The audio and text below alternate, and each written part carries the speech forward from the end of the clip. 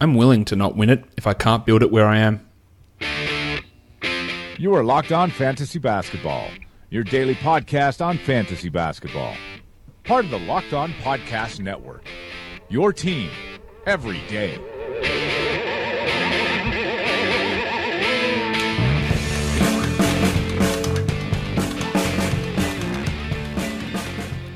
Hello and welcome to the Locked On Fantasy Basketball podcast brought to you by Basketball Monster.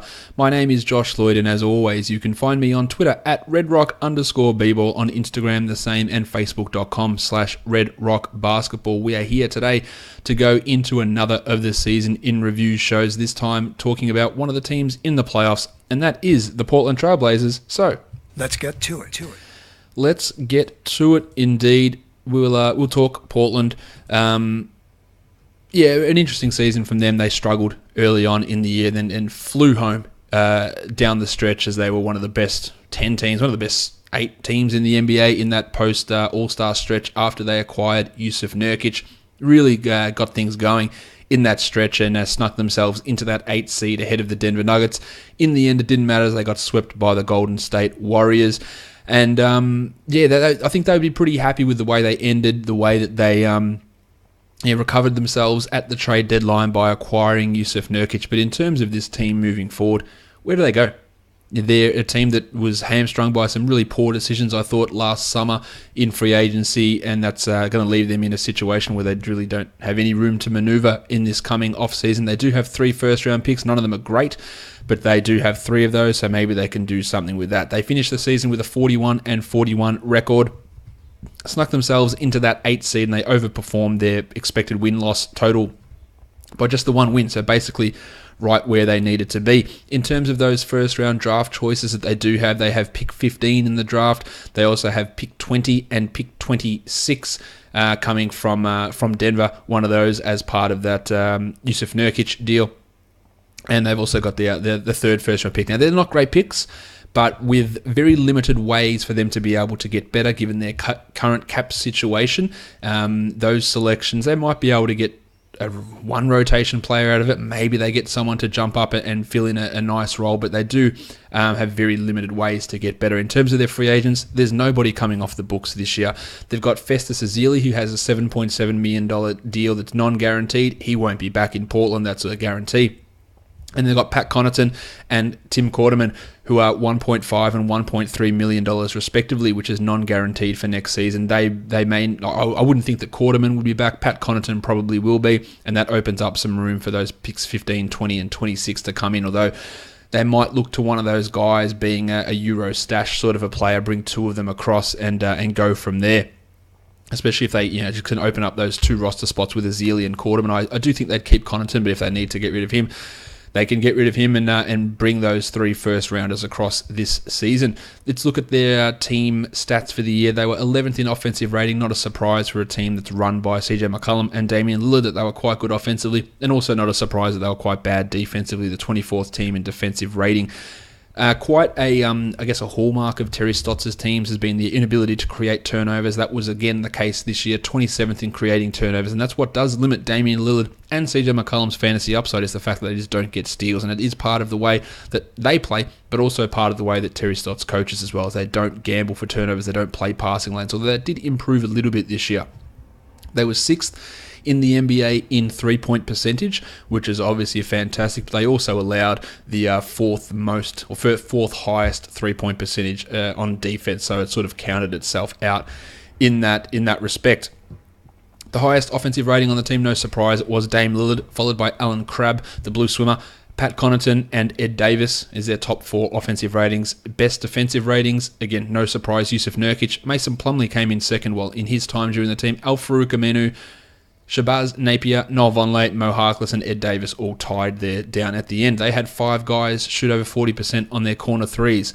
Lillard, Connaughton, Myers, Leonard, the blue swimmer, and CJ McCollum. Again, no surprise with any of those guys. I was a little bit surprised to see that Alan Crabb converted 65% of his shots at the rim. Not that he takes many there, but the fact that he was able to do that was impressive. While Al-Farouq Aminu just 53%. And somewhat disappointingly, Jusuf Nurkic just 58%. He's never been a high efficiency big, but he needs to be able to finish at a higher rate for a guy of his size and girth. He's got to be able to push in at least 60-63% of his shots at the rim, not just 58%. Evan Turner was assisted on just 18% of his two-point attempts, which is less than Dame Lillard and less than CJ McCollum, and that's horrible. We know Turner's struggles as a player, his limitations, but he can't be just taking pull-up jumpers all the time and trying to create all this stuff for himself, because it's just not going to work out well, and it didn't work out well in his first season in Portland. The advanced stats leaders on this team, Dame led the team in PER, and you'll see Lillard's name appear in pretty much all of these categories, 24.1.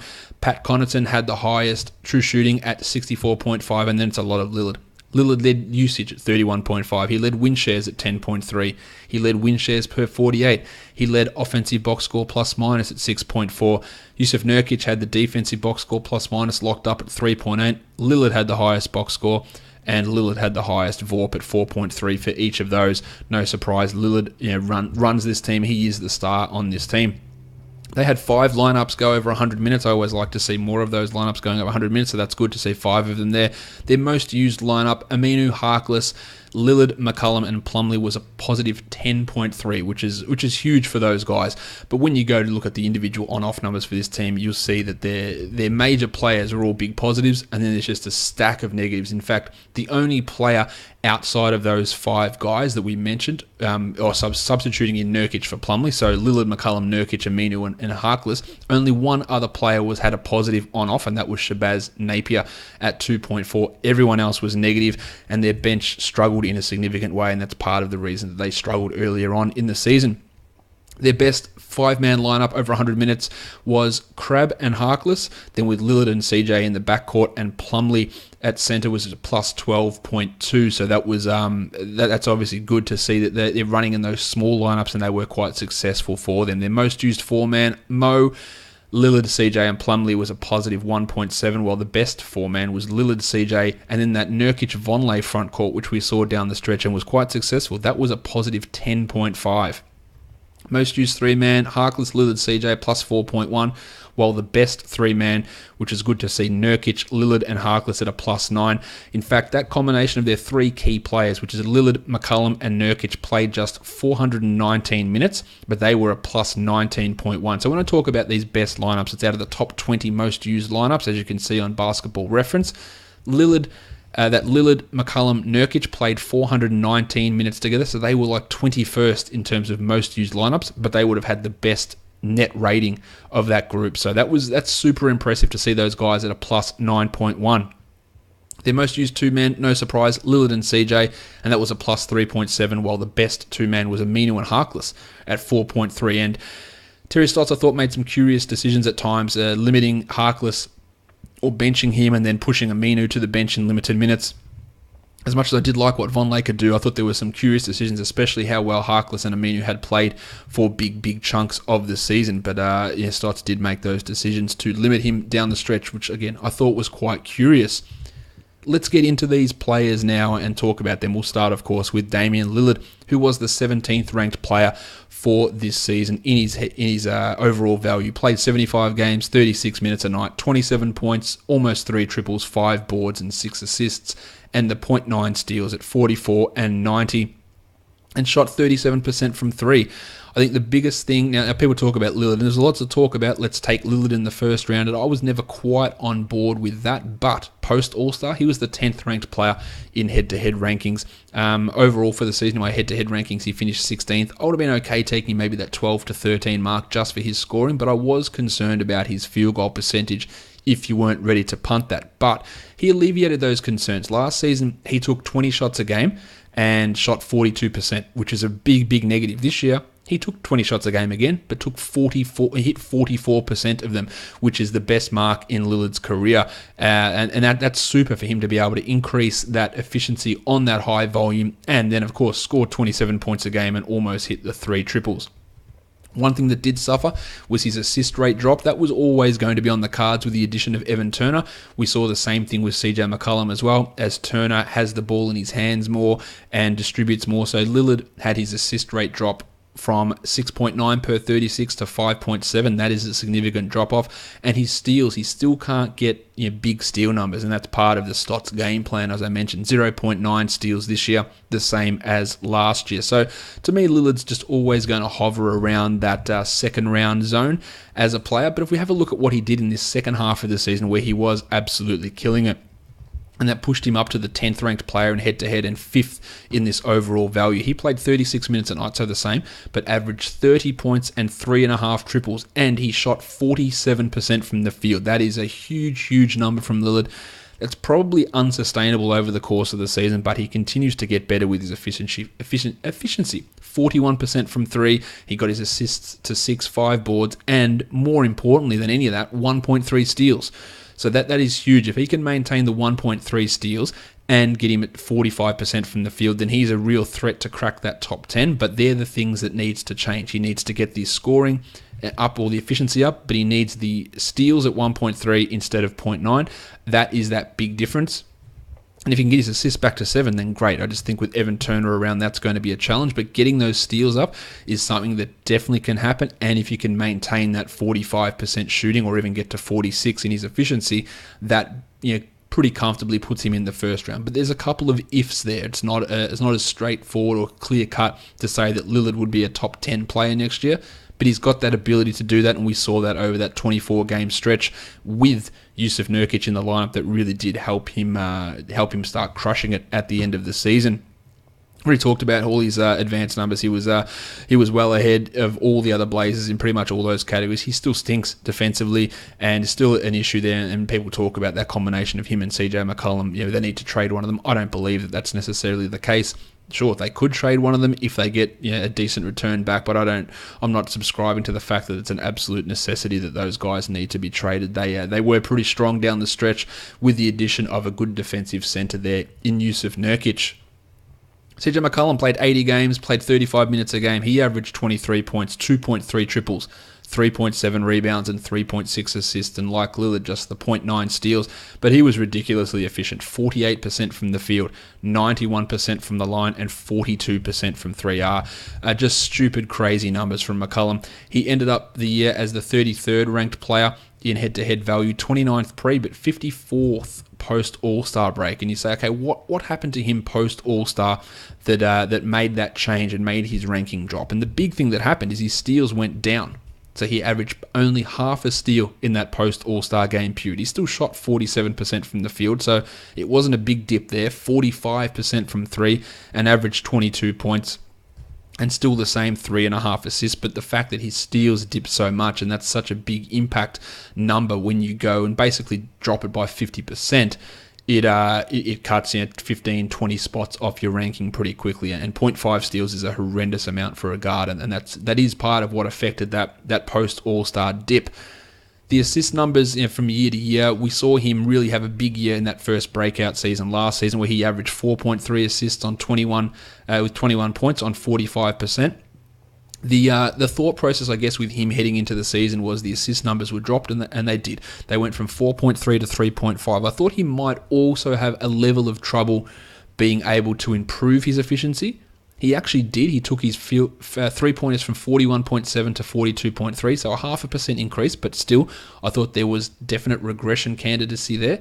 But he improved his overall field goals from 45 to 48, which was an absolutely massive, massive leap forward for a guy that takes as many shots a game as he does, and that's 18.1. And some of that, I guess, comes from the addition of Turner, being able to put him in a few better positions to be able to get those shots off. So that's something that can continue. So would I expect him to be a 48% shooter? I'm not sure that I would, but I think that a 46% shooter from the field with those 3.5 assists and 20 points a game, 2.5 threes, is a relatively solid expectation, and it's all going to come down to the steals numbers with him. He was at 1.2 last year, 0.9 this year, and as I said, 0.5 after the break, which really did hurt his numbers, and that's something that you need to pay attention to. The other thing that happened with him is his block numbers doubled.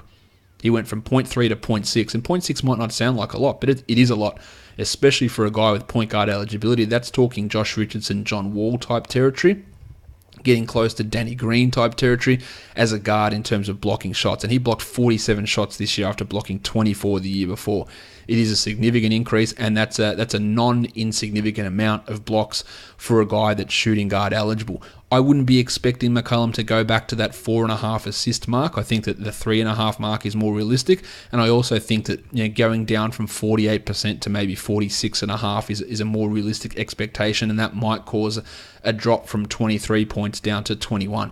So I think he's a solid third-ish to fifth round type player, depending on exactly what you need. But his overall value is going to be really dependent on that ability to keep that efficiency high and to get those steals. But for what you need from him, you know what it is. It's threes, it's points, it's good efficiency, and you hope that he can get some of those steal numbers back. But he was obviously fantastic again, backed it up for the second year in a row. Both him and Dame were over +4 in on-off, Dame 4.8 and CJ at 4.4. And as I said, Lillard went from 22 to 10 pre to post. McCollum 29 to 54. But there are pretty easy reasons to see that. McCollum's steal rate slashed, Lillard's efficiency through the roof, and that's the reason why those two big jumps makes. And you look at the difference between the two for the season. 16th for Lillard, 33 for McCollum, but pre-All-Star, it was 22 to 29, so they were right next to each other. And then post, 10 to 54, and you go, wow, that's a huge gap. But again, there were just a couple little things that tweaked to make that actually happen. Let's talk about Mo Harkless, who played 77 games. I guess somewhat of a surprising decision for him to be a starter. We thought that Evan Turner would be the starter for the majority of the season, but that obviously wasn't the case, as Mo started 69 Giggity. of the 77 games that he played. Turner did start a few at the middle to end of the season when Stotts decided to change up the stuff that had been working for him. But Harkless was the surprise player. He played 29 minutes a game and averaged just 10 points, but he was so close to a triple one. 0.9 threes, 1.1 steals, and 0.9 blocks. He had 4 boards and shot 50% from the field, 62% from the line, and 35% from 3. Definitely one of his best seasons. He's a guy that I've been pretty interested in over the course of his career. When he was in Orlando gave him up for nothing, which is basically, I think, their team motto. Let's give up promising young players for nothing. They do it all the time. They did it with Tobias Harris. They did it with Harkless. They did it with Kyle O'Quinn. But this was really impressive for him to get his efficiency up to that 50% mark that he was at this season. So super impressive for Mo to be able to do that this season. Put together some really good performances, but again did fade late as he was moved out of that starting lineup at times. 114th pre-All-Star, 144th post-All-Star.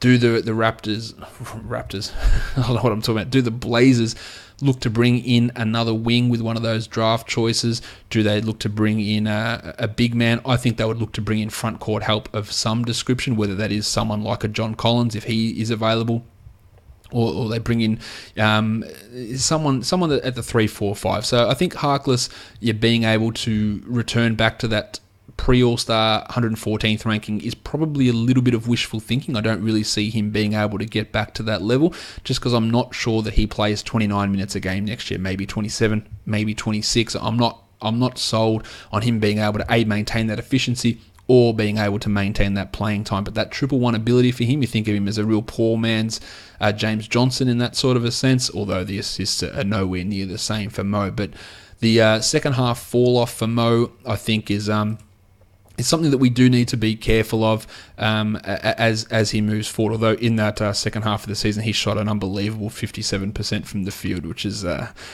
obviously just stupid in terms of efficiency for him to shoot at that sort of a level and be the sort of player that he is. That's a ridiculous amount of field goal percentage there for Big Mo Harkless. The team was 6.4 points per 100 possessions better off with Harkless on the court. Not a surprise given how terrible Evan Turner was for the majority of the season. But I like Harkless to get over 25 next season and be more a 14-team league guy rather than a 12-team league guy, despite the level of success that he had this season. Let's talk Aminu, who played 61 games and 29 minutes a game, only 8.7 points, but hit a 3. 7.5 rebounds, which is where his strength really lies, and then had a steal and 0.7 blocks as well. Ridiculously inefficient, 39 from the field, 71 from the line, and 33% from 3. He did have his struggles during the season, had some back problems which kept him out for a decent chunk of time as well. But overall, he was able to be a useful player for portions of the season without being a must-own guy. The team was 3.8 points per 100 possessions better off with him on the court versus him off the court. And like his mate Mo Harkless, his team was better with him, or he was better, in that pre-All-Star period versus the post-All-Star period where he sat, and that's when they made those changes and brought Nurkic in and got Vonleh into that starting lineup in place of Harkless and Aminu.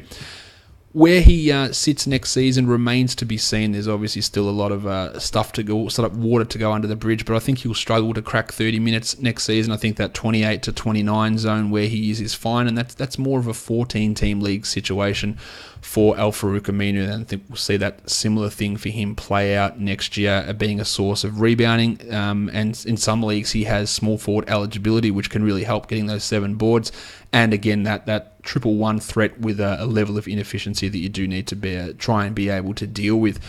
Not going to be a high priority 12-team selection because his upside is just so limited. But if he finished the season as a top 100 player, I don't think that I would be overly surprised.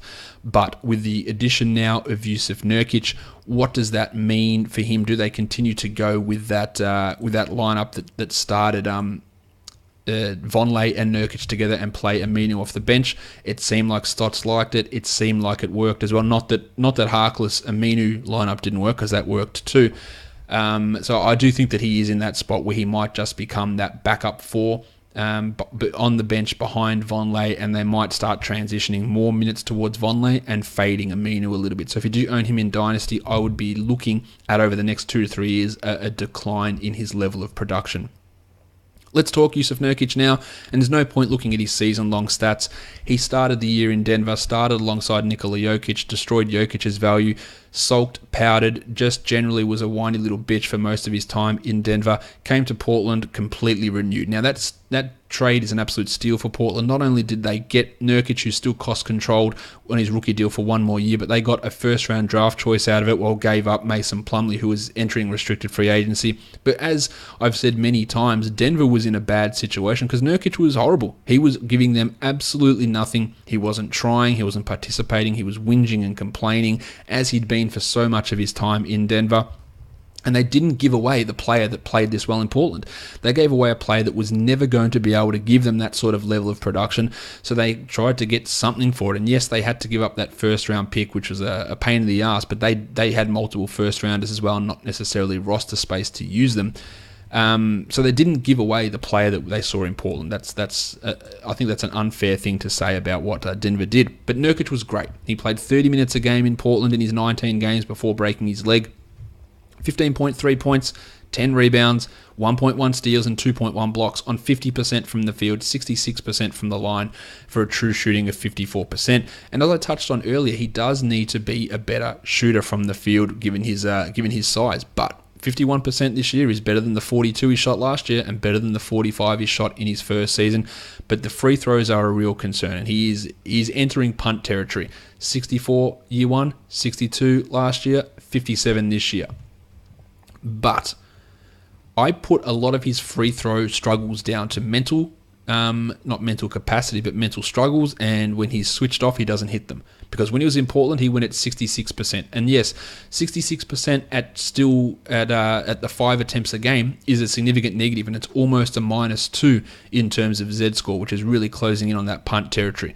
But it's not 57% on 5 attempts, which is a definite punt.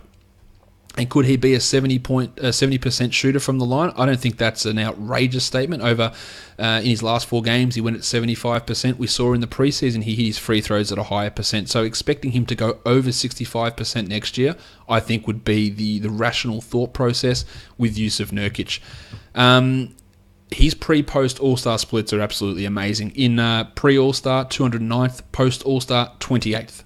In fact, he was the second highest ranked Blazer post All-Star by putting up those numbers, and again, discounting that poor free throw percentage. He's 15. What did he average? Sorry, 15 and 10 with 2 blocks and a steal is stupendously high. Plus, his assist rate, not something you really could have expected.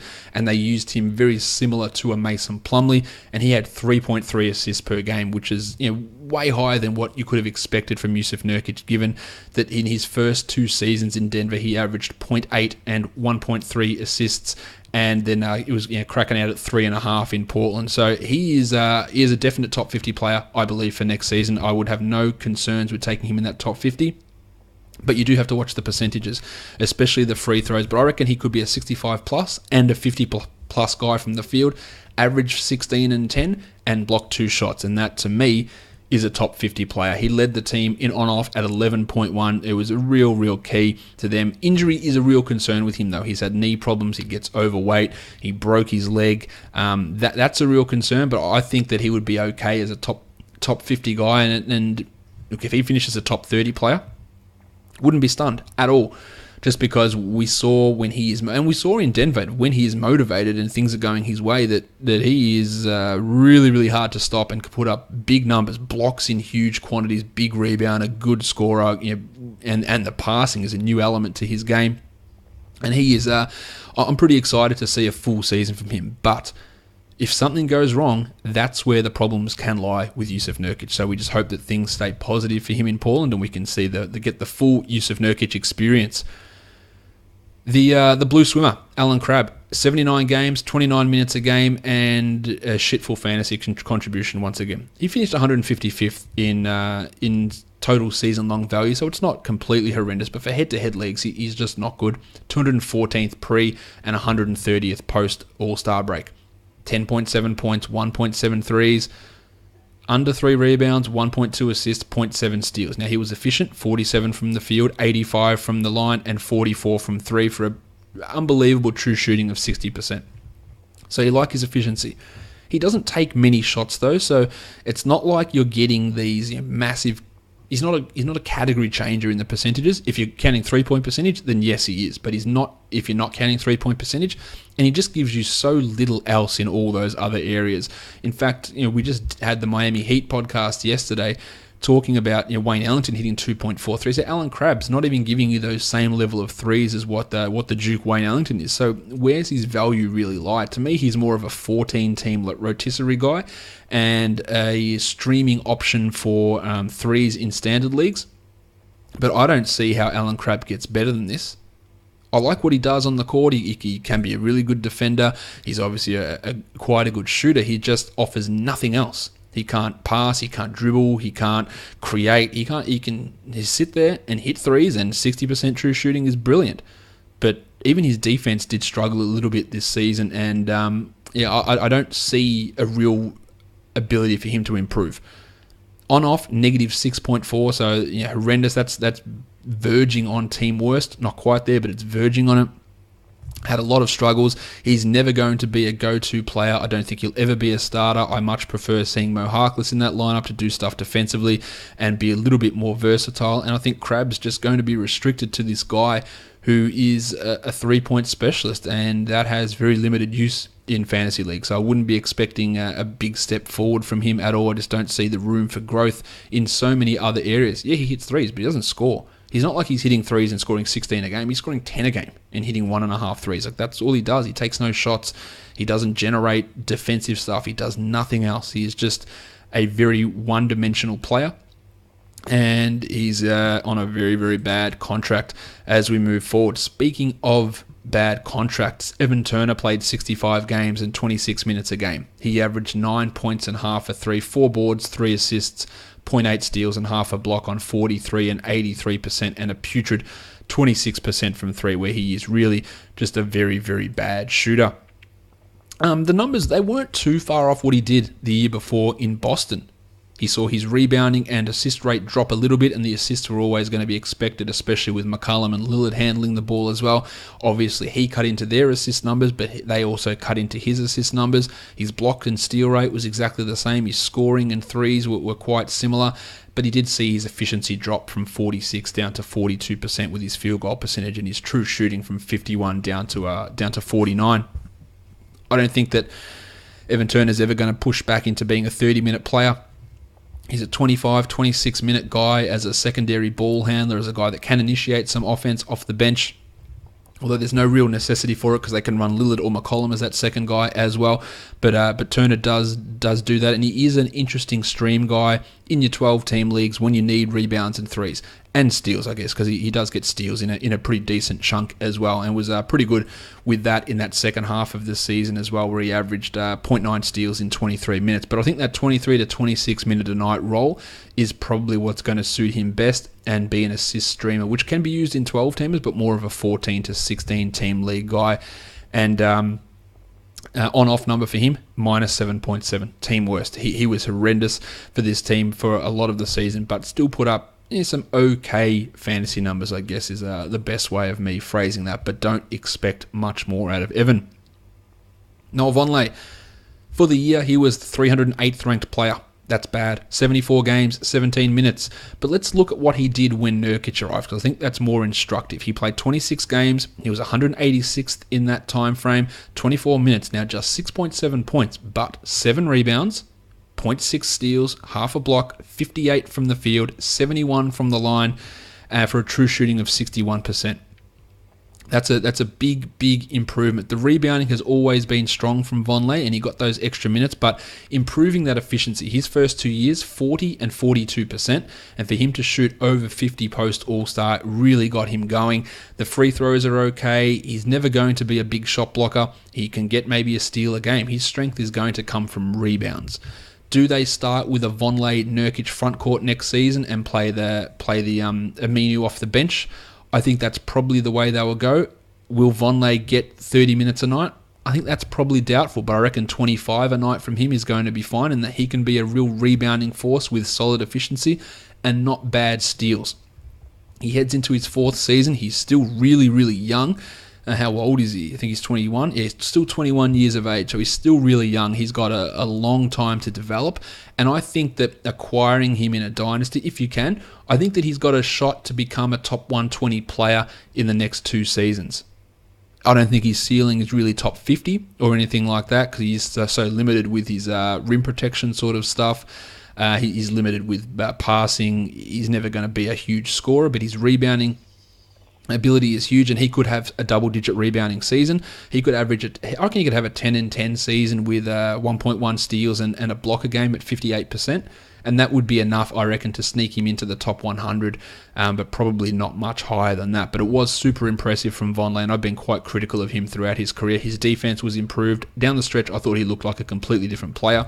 Still has a lot of struggles offensively, though, that he does need to work on. But post All-Star, the 172nd ranked player, I think it's a good way to start. The addition of him or the combination of him and Nurkic worked well, and I can see him being a guy that you would take in, say, 16-team leagues next year and keep an eye on to see exactly how it goes and see what they do in the preseason, because they could run him out and play him 30 next to Nurkic, and I wouldn't be shocked if that's what they did, if he has real growth in his game, especially with his offensive stuff over the preseason. But I'm not holding my breath on that portion of his game. Ed Davis dealt with a shoulder injury, which kept him out for the second half of the year. Just 46 games, 17 minutes, 4 points, 5 boards. His stats are almost identical to Noah Vonleh's. For the year, they're basically the same points, same rebounds, same assists, steals, and blocks. A little bit more efficient from the field and poor free throw. I think that Vonleh has overtaken him, and I think that Davis is a guy that will be a backup center, but they'll also play Vonleh at backup center when they go small and play Aminu at the 4 as well, which is a lineup that works for them. So I think Davis's value is definitely pointing down in a significant direction. They were bad with him on the court, a minus 7.6, and I think that you won't ever get a top 200 season out of Ed Davis again. I like Davis. I think he's had some poor luck in the teams he's been on. Memphis and the Lakers used him poorly, but now he's starting to really struggle in his career. While he's not old, he is starting to taper off at the age of 27, and I'm not sure that he'll ever reach some of the heights that he had before. But defensively, he's one of their better centers, although with Nurkic there now, Nurkic is going to take up that role of best defensive center, when previously when Mason Plumlee and Myers Leonard were the guys there, Davis was the guy you could throw in there to get the rebounds and to provide defense. But with Nurkic there now, Davis is going to sort of sit around and not be all that useful as a player. Speaking of not all that useful, Myers Leonard played 74 games at 16.5 minutes and struggled. Now, he did hit a 3 a game in 16 minutes, which is fantastic at 35%, but only 5 points, 3 boards, and offers nothing defensively, and was horrendous with his efficiency, just 39% from the field altogether. Again, the addition of Nurkic, the ascendancy of Vonleh, Leonard's going to struggle to find himself in it. He won't find himself in a 20-minute a game role. I just can't see that happening with him. And he was a guy that had a bit of potential. They signed him to a big deal, which is going to look terrible. Sorry, already does look terrible as we move forward. And he is going to be behind Aminu, behind Vonleh, behind Nurkic. And you're probably battling with Ed Davis for that fourth big man role on this team. And that's going to limit what both he and Davis can do. There's not much hope for Myers Leonard to ever become a top 200 player from here on out, I don't think. And they are going to be ruining that contract that they signed him to last off-season. Shabazz Napier, 53 games, 10 minutes a game. I liked what I saw from Napier this year. The only bench guy on this team to have a positive on-off number at 2.4. I thought he looked good down the stretch when he was forced into some extra game time. 21 games after the All-Star break, 13 minutes, and he averaged 5 points, 0.7 threes, and 2 assists and 0.7 steals. So he is able to generate turnovers, something that Lillard and McCollum aren't able to do. And I think that he will find himself in that 13 to 15 minute a game role next season. But with Lillard and McCollum both ahead of him, the path for him to become a 20-minute a game guy is very limited. It's not there. It's impossible. Maybe he finds himself in a deal. If they're trying to ship out Crabbe, they include Napier as an asset to help sweeten that deal. But he's a guy to watch that when he does get the opportunity, he has been able to put up some decent stat lines. So it's a situation to watch to see if anything changes for him, to see if any opportunity does arise. And if it does, he would be a player to keep an eye on, I believe. So I was impressed with him, so just keep an eye on what happens. But at this moment on this Portland team, there's not a lot to like about Shabazz Napier, and he is more, really at this point, just a 30-team league guy, maybe a 20-team dynasty stash and hold sort of a player. He's not old, he's 25, but he's also not very young, so I wouldn't get too excited about him turning into any sort of great player. Pat Connaughton, 39 games, 8 minutes a game. Efficient, 51 from the field, 52 from 3 at 65% true shooting.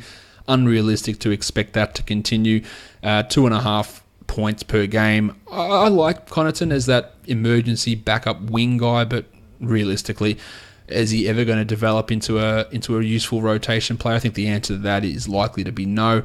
Showed a few flashes there. The other guy in that same similar sort of position is Jake Layman. He's more of a 4. He played 35 games, 7 minutes, 2 points, and then nothing else over 1. Shot 30% from the field. He had that one game against the Warriors where he couldn't miss in that last quarter, and then basically never hit a shot again after that. I don't really see a huge amount to like about Jake Layman moving forward. Maybe he can develop into a 15-minute a game guy if they find themselves being able to get rid of Leonard or Davis and do something with that, but it's seriously just going to be very deep leagues only, and clearly nothing exciting is in the future for Jake Layman, I don't think. And Tim Quarterman, the other player on their roster, 5 minutes a game in his 16 games, and he showed me absolutely nothing to get me interested in him for the future, and I don't even think that he'll be back on this team next year. So yeah, they had the back end of their roster that Connaughton, Layman, Quarterman, Leonard, Davis, like that was horrendous, and that's all reflected in those on-off numbers of how bad those guys were. And really not a lot of excitement for those players you're heading forward for fantasy. Let's look at some questions on this team. Jordan says, will Jusuf Nurkic's Blazers numbers hold up over an entire season? I think that they can. So yeah, I'm pretty big on him being a top 50 guy next year, Jordan. Joseph Shockley, who is the best free agent fit for the Blazers to target? They can't fit anyone. They are already a luxury tax team. They cannot fit anyone. So no one. So they can get minimum players. That's it. Dax, do you think they'll be able to move either Crabbe or Turner's horrible contracts? I feel they need a veteran presence to improve. Why do they need a veteran presence to improve? Lillard's in his fifth year. Lillard's in his sixth year. McCollum's in his fifth year. Aminu's been around for 7 or 8 years. Harkless is 6 years. Like what constitutes a veteran? Like they don't have good young players. They have no rookies. They have no second year guys. They have no third year guys. Where are their good young players? They don't have it. They're all mid prime peak sort of guys. So no, think if you're another team, are you taking Crab or Turner's money back without getting an asset in return and a pretty decent one? I don't think the answer is no. So I think they'll try, but I think they'll really struggle, and they'll have to give up future firsts to do it, especially with Turner. And is that the way to go for a team that's middling? Give up any chance of you getting better when you're already capped out as they are? I'm not sure. James C. Is McCullum going to be more valuable than Dame in the next 2 years? No, I don't think so. You want to look at McCullum's numbers. How does he improve from what he's done? That's the thing you look at. 42 from 3, 48 from the field. Where does he improve? Can he ever get to 6 assists? No chance. Can he score 28 a game? I'm not really sure that happens either. So I just don't see how his room to improve is there. Kevin Carlson, does it really make sense for this team to depend on 2 stars that are horrible defensively in Dame and CJ? What other option do they have? I don't think they're going to trade those guys. The addition of Nurkic really helps solidify that defense. You can get away with bad defense from the guards if you've got some other good defense around, which you have with Aminu, Harkless, Vonleh, and Nurkic. So it's not as bad as having just, say, horrendous defenders at the 3, 4, and 5 and having good point guard defenders. It's easier to overcome having a bad guard defender and then having someone behind them, like Aminu, like Nurkic, like Vonleh, like even Ed Davis in there. It's easier to get away with it that way, so I've got no problem with that. He says, it kills me to see my Blazers get swept in the playoffs. You're playing the best team of all time, pretty much, so I wouldn't be too worried about that. Do you think there's any chance they can make noise in next year's playoffs? They can make noise by getting there, but they won't do anything. This is a team that it feels like it is just destined to be a 7 or 8 seed for the next 2-3 years, and I think they'll be stuck in that mediocrity type of zone. Jason Rosenberger, who I know is a Blazers fan, how much weight is Nurkic going to gain year over year in Portland? His dad is beefy. His dad is absolutely a monster. Jason, I don't know. Do you live in Portland? How's the food in Portland? I believe it's pretty good. I've seen a lot of good donut shops in Portland, so maybe he struggles. But I think if he can keep himself injured, I think if he gets injured, there's a real problem with him blowing out. But if he can stay healthy, and the leg is all obviously fine because he returned in the playoffs, I think he'll be okay. I think that he will have, in a positive, harmonious environment that is injury-free, I think he'll be fine with his weight. Do you think Portland will ever win a title with Lillard-McCullum backcourt? No, I do not. LaMarcus Aldridge has struggled in San Antonio. Do you think Portland dodged a bullet, or did they make it worse by signing Crabbe and Turner? They dodged a bullet, I guess, with Aldridge, but yes, they did then make it worse by signing Crabbe and Turner. But yeah, I was never a massive fan of Aldridge. He was obviously better in Portland. He struggled in the different system in San Antonio. But I don't think his contract's all that horrendous that if you had have re-signed him, it would have killed you. But in the end, do you want Aldridge or do you want Crabbe and Turner? The answer there is probably Aldridge. Well, not probably. It's definitely Aldridge, in my opinion. That even though he has struggled, Crabbe and Turner are bad. All right, that does it for the Portland Trailblazers show. Much shorter show than the other ones. Not sure how I got through that one as quickly. Maybe there's just not as much to talk about or speculate because so many of these guys just appear locked into where they are, and in terms of improvement, there's not a lot happening with most of these players. Don't forget to subscribe to this podcast so you never miss an episode of all the season in review shows, and leave a review if you like it over on iTunes, Stitcher, Google Play, or TuneIn. If you do want to support the show, head to patreon.com/redrock_bball. I hope you are enjoying the NBA Finals. We are done here, guys. Thank you so much for listening, everyone. See ya.